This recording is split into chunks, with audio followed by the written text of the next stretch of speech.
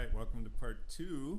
This is loading Miss Alma up in the van, safely of course. All right, so here we go. We got the van parked. We're going to go through that together.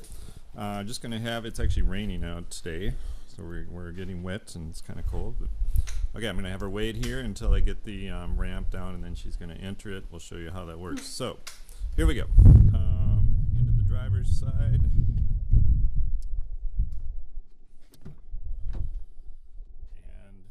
As with part 1, we talked about the little button. Okay, so that's what we're going to do first. This button is just a on and off or start and stop. So we're going to hit that once. And you'll see it blink and you'll hear the doors unlock.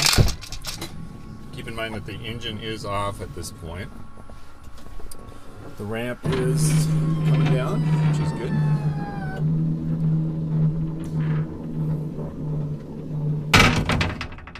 Now it's completely stopped and Alma's gonna wheel in. So this is where we'll just kind of wait for her to get positioned. She's coming up the ramp very slowly, hopefully. And she's getting in here and you're gonna hear a click. That's what you want to hear. Now she's locked in. She's gonna turn around. At this point, we can once again go back to the button. Click it, and the ramp should close. Okay. And you don't want to start the car yet. You'll just let the door completely lock. Now the ramp's retracted, and you see the door kind of closed. Okay, so now we're ready to start the vehicle, and that's just putting your foot on the brake and hitting the red button. Okay, and what you hear now is the seatbelt warning. It's not that safety button over here. That indicates that it's ready. It's not making noise and that she's locked in. One more thing I'd like to point out is a feature called kneel, and that's right below the shifter. Kneel right now is on. What that means is the van actually lowers to create less of an angle for her to get into the van. Most of the time that's the setting that you'd want, except if you were pulling next to a curb. Let's say you wanted the ramp to go over a curb. The way it's set up with kneel is that would be a problem because the ramp would hit the curb. So what you want to do is switch that off like that, and now the vehicle itself won't lower when the ramp comes out. So this works, like I said, if you're pulling into or next to a sidewalk and you want her to get off the ramp onto a sidewalk. We found that to be a pretty handy feature.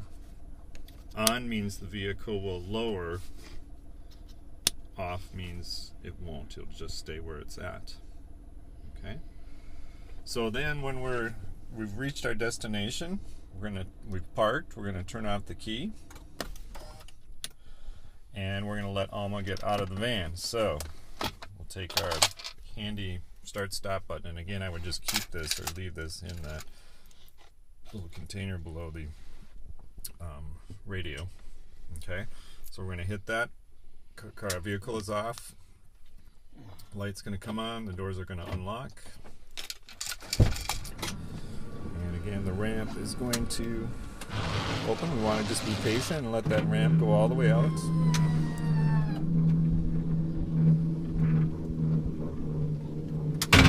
Okay, now here's the thing. We're going to have to unlock Alma, so we're going to come back to the easy lock, which is right behind the steering wheel, and we're going to hit it so you hear the click sound. And you got to press it kind of hard. And now Alma has the ability to wheel out of the van slowly, hopefully. And at this point, we take that button one more time after she's out and close up the van. If for some reason the easy lock, going back to that, isn't unlatching, it could be that she needs to move forward a little bit with the chair or backwards, just position a little bit. There is a manual release on the lock, and it's a little lever on the easy lock. You can see it at the end. It's a lever that if you press the lever to the right, it'll manually unlock the wheelchair. So that would be in an emergency situation. Okay, That's the basics of loading and unloading Alma.